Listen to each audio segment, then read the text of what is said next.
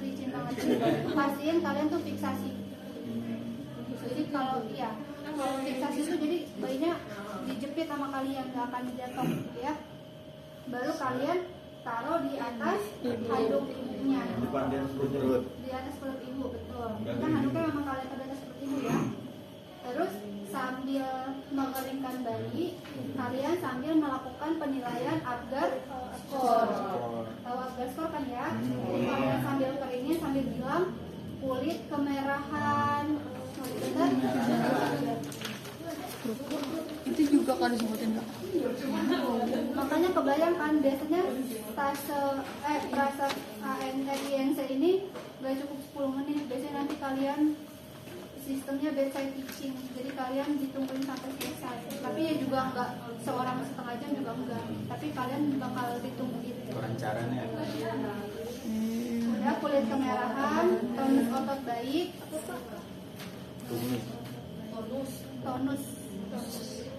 tonus otot baik, bayi menangis kuat.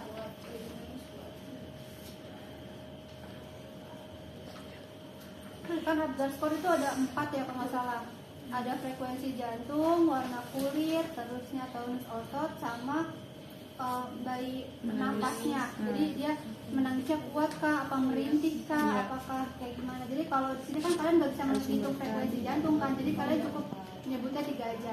Kulit kemerahan, tonus otot bayi, sama bayi menangis kuat. Tonus otot bayi itu artinya pas dia lagi kalian bersihin, itu dia Melawan. ya kan. Kalau bayi kan biasanya kalau bayi kan kalau nangis Getar. itu namanya tonus otot baik. Tapi kalau misalkan tonus otot yang nggak baik, dia cuma ini enggak jalan ya. Habis itu kalian dari keringin kalian cek apakah ada janin kedua atau tidak. Kalau lahirnya ada 2 gitu. Itu rabanya Kalau lahirnya ada kedua ya kalian bimbing lagi, pegang Gitu lagi. Lahirnya sekaligus 2 gitu ya? Diri lo tuh? ya tetap kalian lahirin kayak normal. Berarti 1 dulu keluarin, 1 lagi keluarin ada gitu. telepon Kak.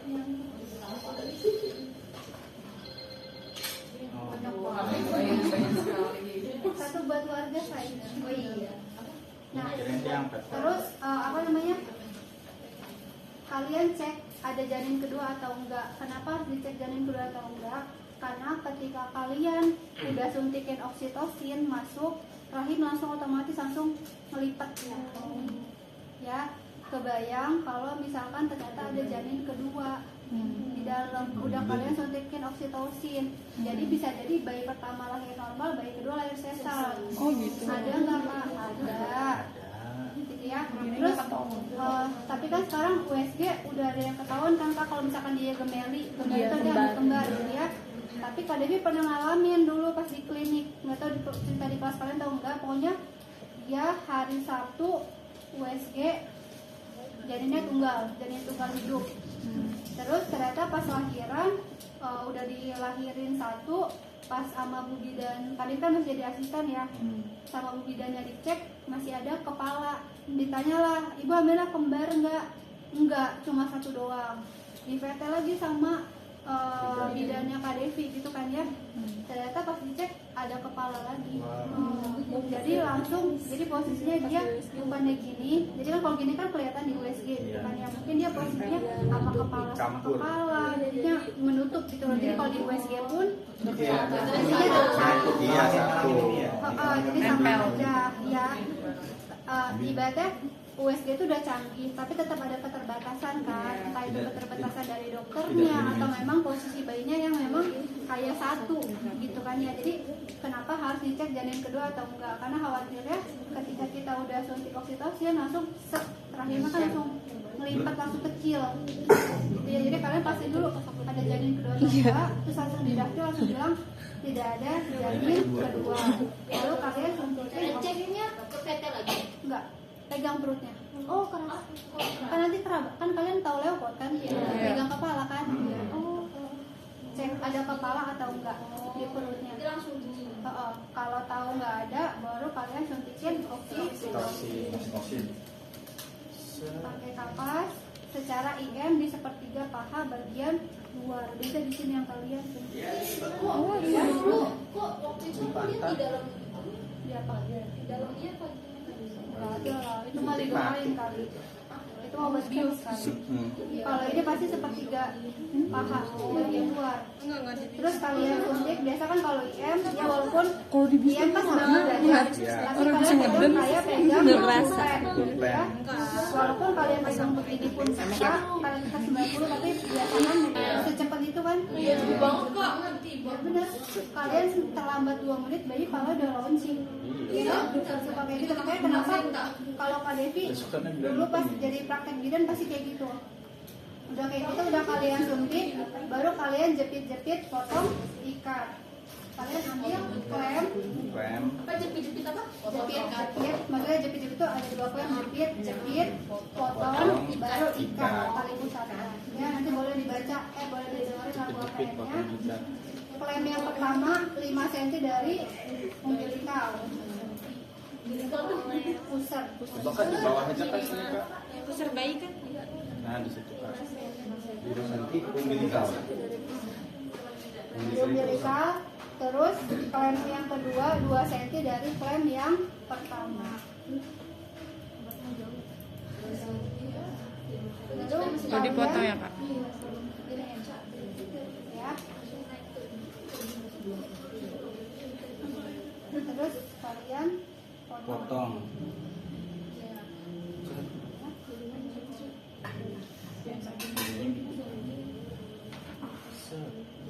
Potong. ini dilepas ya. Iya. Nah, jepit-jepit potong udah, baru kalian ikat. Ikat. Kalau pakai umbilical klem, kalian tinggal Dicetrekin. cetrekin doang, udah dia langsung mati. Tapi kalau misalkan kalian jadi perawat desa, Tradisional. ya, jadi perawat di daerah perbatasan yang umbilical klem aja nggak ada, berarti kalian tinggal ikat. Asal Harus sini di Jadi terserah ceritanya boleh kalian, tapi yang Emang jelas boleh aja kak tekniknya. dijelasin kak? Emang kalian kalau TTV beneran sampai yang Enggak. kan? Ya. Ceritanya nggak apa-apa gitu. Itu kan tadi itu menjelaskan, Oh, iya. ya. Menggunakan. Ini APN 60 langkah loh, kalian yakin mau semuanya? Enggak. Ya, ini ikat. Kalau ngikat pakai benang tali pusat, jempol ketemu jempol. Ikat sepatu. gimana ikatnya? Sekali Jadi doang. bukan begini. Paham ya? Karena kalau jempol ketemu jempol dia lebih kuat. Oh jadi tekannya gitu. Nekannya doang. Tapi kalau misalkan kalian kayak ngikat biasa, Lepas lagi. Biasa. udah Oh nggak jadi kencang, kencang jadi gitu. kurang kuat. Jadi tekniknya adalah kalau jempol ketemu jempol dia akan lebih kuat. Melekat. Kuat. Baru kalian ikat lagi, 2 kali ya kan? Ikat mati. emang ikat mati. Kan umbilical klem mati kan? Mati. Udah kalian cetek nggak bisa dibuka lagi kan? Iya. Ya. Baru udah kalian ikat, baru kalian lepas klemnya. Nah ini kan masih ada di atas perut ibu ya. Iya. Lihat alat selanjutnya adalah Bedong. Berarti tandanya IMD. Jadi ini buat tanda kalian kan.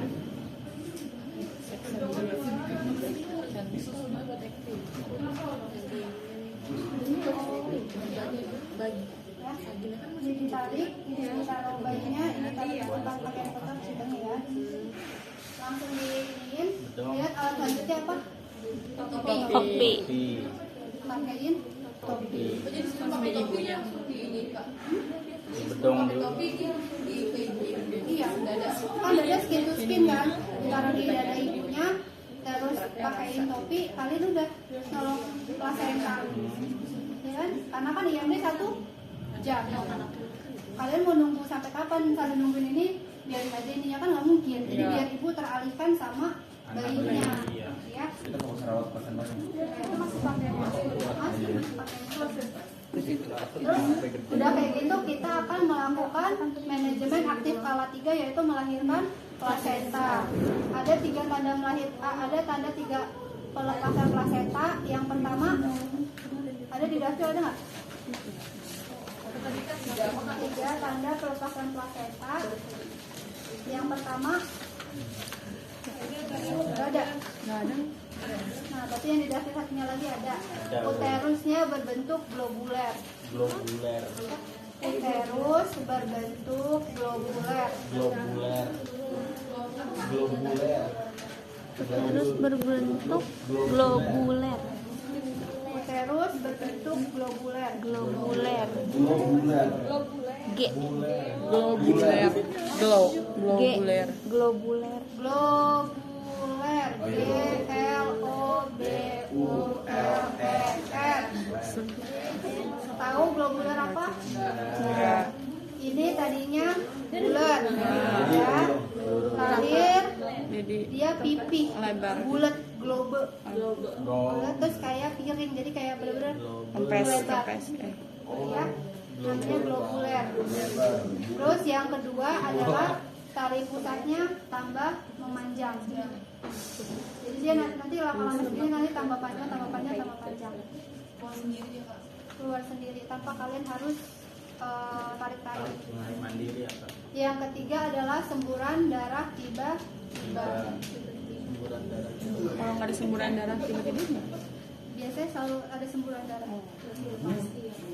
Jadi 3 itu pasti tanda pelepasan plasenta. Uterus yang berbentuk globuler, tali pusat memanjang, sama semburan darah tiba-tiba. Berarti kita lihat aja gitu kan? Semburan Dia darah belum? jalan sendiri. Semburan Lalu darah kalian tiba-tiba. melakukan Jalan sendiri. Lalu kalian melakukan namanya PTT, peregangan tali pusat terkendali. Jadi kalian itu hanya meregangkan. Tadi tidak narik, tidak ngapa-ngapain, kalian hanya meregangkan. Misalkan ini kan tali pusat tambah memanjang nih. Kalian pindahin klemnya 5-6 cm di depan vaginanya. Jadi kalian urut. Kenapa kalian urut? Karena kalau kalian lepas darahnya langsung keluar. Jadi kalian biasanya kalian urut dulu. Di belakang. Tahan. Oh, ganti klem. Enggak lah. Terus kalian lakukan PTT. Namanya PTT. Peregangan tali pusat. Jadi kalian cuma meregangkan, megangnya juga begini, diregangin aja. Ini kan kalian nggak narik. Ceritanya. Dia keluar sendiri bunda. Jika yang buat semua ini. Jadi lama-lama tanpa panjang kita pindahin. Jadi setiap pindahin itu pindahin. Berskala ya. Masih. Itu dia otomatis proses juga. Iya, Pak. Jadi kita pindah ke situ. Iya. Lu videoin apaan sih? Nanti saat plasenta 5-6 cm di vagina, baru kalian melakukan pemutaran secara searah jarum jam. Jadi ntar lama-lama dia keluar. Itu. Emang segede itu Kak? Iya, pernah lihat plasenta kan? Pernah. Nanti kan kalian putar kan pas kalau kalian lahiran plasenta kan diputar gini kan? Nah itu searah jarum jam supaya selaputnya nggak ada yang berjalan. Gitu ya. Kalian putar searah jarum jam, baru kalian taruh di tempat plasenta. Segera lakukan masase. Ya, udah dilakukan masase selama 15 detik kalau nggak salah. Baru kalian cek kelengkapan plasenta. Ini langsung dilepas karena sering kebuang. Nah, ini aja pakai kasa. Ya, kalian kasa, kalian cek. Ini namanya kotiledon. Ada yang cowok atau enggak? Karena cowok seujung jari kelingking aja bisa berbahaya, bisa perdarahan. Terus selaputnya tuh, yang itu kan plasenta tuh, yang ada selaputnya tuh yang jaring-jaring. Itu kalau selaputnya aja ada yang ketinggalan seujung kuku itu juga bisa bikin perdarahan. Jadi pastiin kalian tuh kalau nolong ari-ari, nolong plasenta nggak ditarik, pokoknya sabar aja. Kalau kalian lihat kakaknya suka mainin plasenta digini-gini, jangan ikutin. Yang benar tuh tetap kalian putar sampai dia lepas sendiri. Terus kalian udah pastiin plasentanya utuh, ya. Biasanya plasenta itu beratnya 500 gram. Terus tali pusatnya biasanya 50 cm. Sama kotiledonnya itu 15 sampai 20. Terus ada selaput korion sama amnion. Jadi ada selaput yang ke arah ibu, ada selaput yang ke arah bayi. Udah kayak gitu baru kalian pakai pakai kasa lagi, diputerin di sini ya. Kan kasanya nggak ada, diputerin di sini. Kalian cek robekan jalan lahir. Cek dari angka 6, 9, 12, 3, 6 lagi. Ini maksudnya bukan sembarangan kalian puter ya.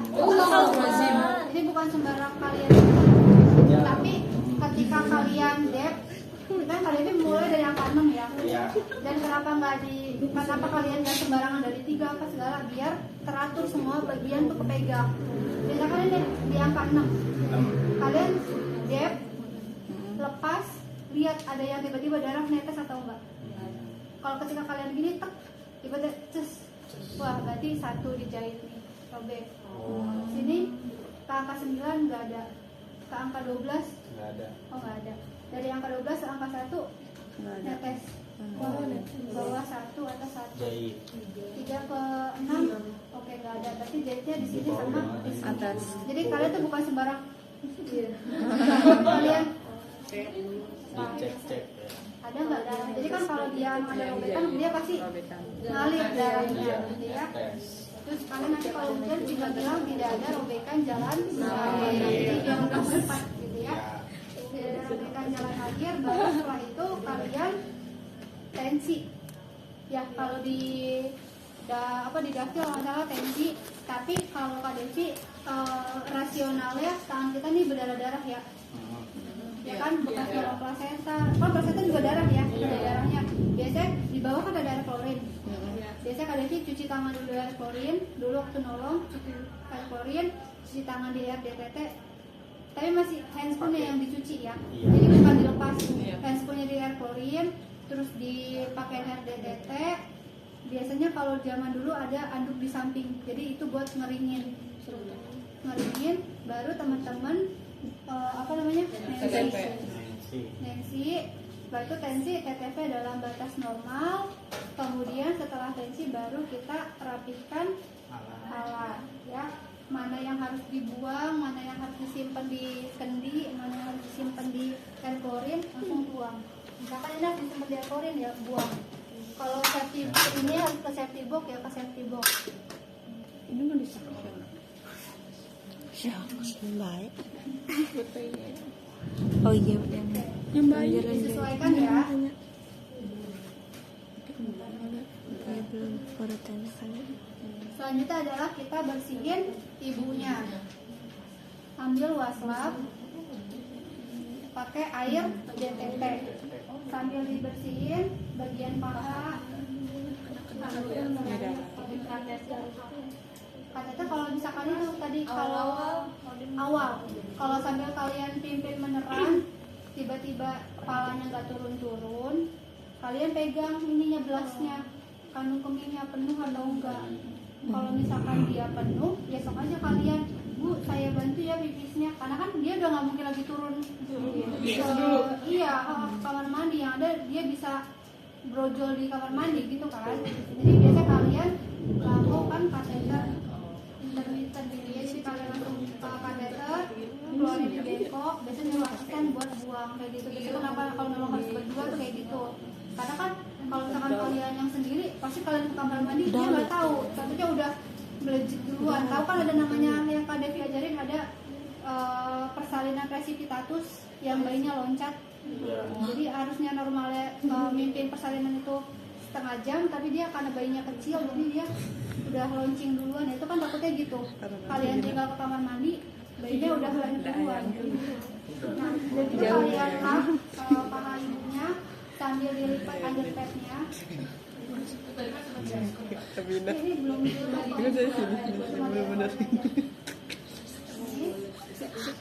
kemudian kalian pakaiin dia celana dalam. Sambil dipakein celana dalam kan dia pasti ngangkat kan. Kamu pantatnya ini sambil kalian rapiin. Ya udah mati cerita. Ini dibuang ke tempat sampah sesuai. Ini ambil lagi wastafel satunya lagi yang isi air klorin. Jadi ambil air klorin kalian bersihin ininya. Ibunya kan masih gampang kan, tapi jangan dibersihin ibunya karena ini kan ada klorin, bau baik ntar ibunya kan. Dibersihin sama kalian, baru kalian pakaiin kain.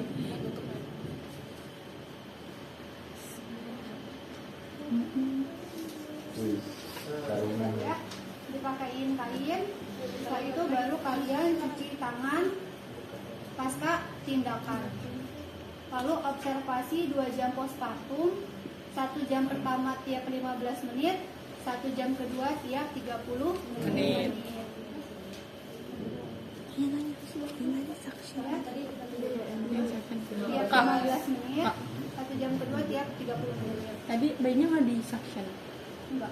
Nah, kalau misalkan kalian mau suction, misal kalian mau suction pas lagi di atas perut ibunya, tahu dia bayinya rada snoring, rada ngorok, rada kayak suara bayi, itu nggak boleh kalian sambil suction pakai diri. Nah, berarti setiap enter pastinya alatnya nggak semuanya harus dipakai. Enggak semuanya. Kalau misalnya sih berarti nih maksudnya sampai tadi kamu sampai salah 3 sampai sini. Udah dah. ini daftarnya bukan yang ini ya? Itu nggak sampai selesai. Iya. Dibaca. Berarti yang hadirnya siapa yang Besok butuh kondisi khusus. Iya ya, terus buat tripod anjir. Kurang pinky tripod tapi. Apa tahu sini aja nih. Terus tadi pasti ada satu yang ketinggalan. Minta videonya kalau Itu ketika kalian sudah merapikan alat, itu kalian ngajarin ibunya buat masase perut. Ibu ini, jadi kalian pegang tangan ibunya. Ibu ini yang keras itu rahim ibu. Kalau misalkan ini nggak keras, ibu lakukan masase searah jarum jam selama 15 detik. Tapi kalau misalkan belum keras juga, ibu panggil saya. Ya, paling ketinggalan cuma itu doang. kalau keras perutnya Kak. Jadi normalnya ketika dia lahiran si rahimnya itu tetap keras. Jadi tetap rasanya kayak mulus kalian di seninur. Rasa kayak gitu. Itu tandanya itu rahimnya keras. Kalau tiba-tiba kalian pegang rahimnya lembek, itu tanya ibunya mau pipis atau enggak. Karena kalau dia mau pipis biasanya memang rahimnya jadinya lembek. Karena kan menahan pipis itu mengganggu kontraksi uterus. Terus kalau misalkan dia rahimnya nggak keras, nanti dia bisa riwayat perdarahan. Jadi darahnya banyak. Berarti lebih baik keras. Memang harus keras. Makanya kan kita ngajarin ke ibunya, ibu kalau misalkan nggak keras, ibu masas. Kalau misalkan udah masas tetap nggak keras, ibu panggil saya. Karena Kak Dewi pernah ngalamin ibunya perdarahan postpartum HPP, hemoragi postpartum. Jadi dia darahnya sor-soran. Karena rahimnya ya mulusnya nggak bagus. ini kita mau nyeblok ujian tergagal lagi. Oke, sudah. Lalu melakukan dokumentasi. Tinggal bilang pada hari apa telah dilakukan pertolongan persalinan. Kafien aja kafien Kak. Kafien. Sini udah. VN Aja. Wah, kayak ngambung nggak Pak? Ini ya udah. Ya, pada hari Maaf Kak. nanti kalian dokumentasinya pada hari Selasa tanggal 12 Desember 2023 telah dilakukan pertolongan persalinan pada Nyonya A P1A0, misalkan dia anak pertama ya. Dengan hasil pemeriksaan bayi telah lahir pukul berapa, jenis kelaminnya apa, berat badannya berapa, panjang badannya berapa, Apgar skornya berapa, sebutin. Atau kalau kalian malah sebutin Apgar skornya, kalian bilang kulitnya kemerahan, bayi menangis kuat, tonus otot baik, gitu ya. Terus kondisi ibu TTV dalam batas normal, terusnya TFU 2 jari di bawah pusat, terusnya tidak ada robekan jalan lahir, sama perdarahan kurang lebih 30 cc. Kontraksi uterusnya baik. Ibu sedang IMD. Selesai beri nama dan tanda tangan.